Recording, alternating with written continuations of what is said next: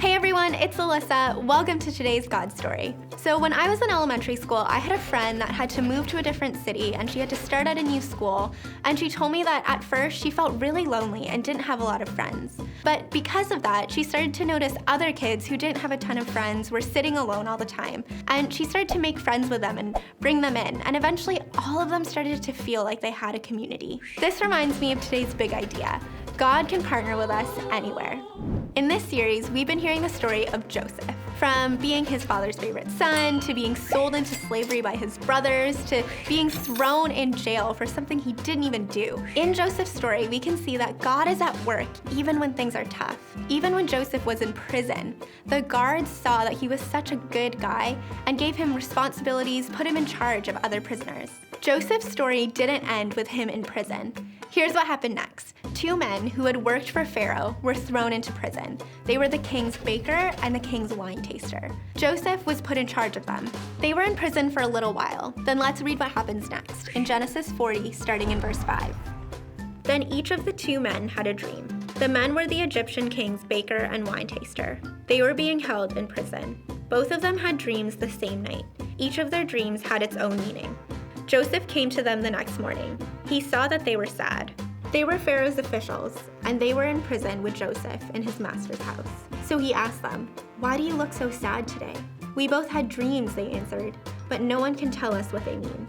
Then Joseph said to them, "Only God knows what dreams mean. Tell me your dreams." So the two men told Joseph about their dreams, and Joseph listened to God, and God told him what their dreams meant. Joseph partnered with God in this. Then Joseph told both the men what their dreams meant. To the wine taster, he said that he would get his job back in 3 days, while the baker would be killed or executed in 3 days. Sure enough, 3 days later, it was the Pharaoh's birthday, and he called both the wine taster and the baker out of jail, and the wine taster got his job back, and the baker was killed. Now, before they were released, Joseph said to the wine taster, "When you get your job back, please remember me. Please help me by talking to the Pharaoh for me and helping me get out of prison." But the wine taster forgot to tell Pharaoh about Joseph.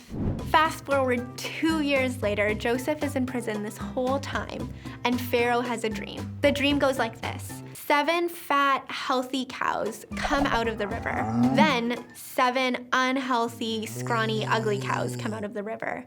And they eat up and swallow the 7 healthy cows. It's a really weird dream. Pharaoh woke up from the one dream and fell back asleep and had another dream. In this dream, there were 7 heads of grain growing on one stem, and they were healthy and good. Then 7 other heads of grain sprouted up, but they were thin and dried.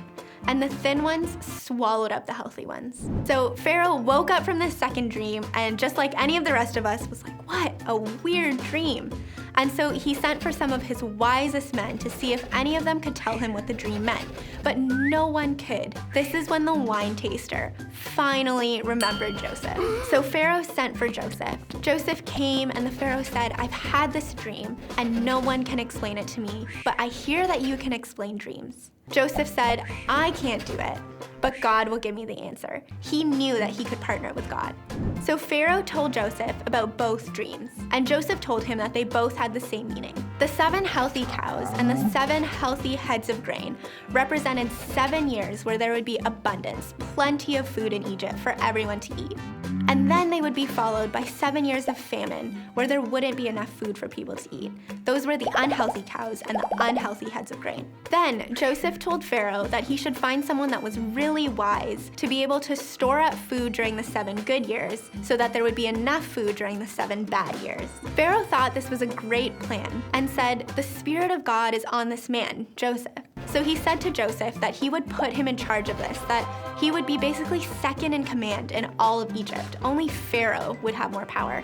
So Joseph stored food just like he said, and after that, everything happened like God had shown through Pharaoh's dreams. There were 7 years of abundance and plenty of food, and then 7 years of famine and not enough. And because Joseph had stored up that food, there was enough for everyone to eat during the bad years. In fact, people from all over traveled to Egypt to buy some of the food that Joseph had stored. See, even when Joseph was in prison, God was partnering with him there. And look where God took Joseph. He took him to a place where he could save all those people from starvation. That's today's big idea. God can partner with us anywhere.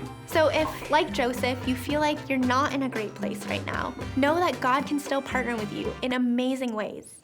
It has been a lot of fun hanging out with you guys today, and I will catch you next time.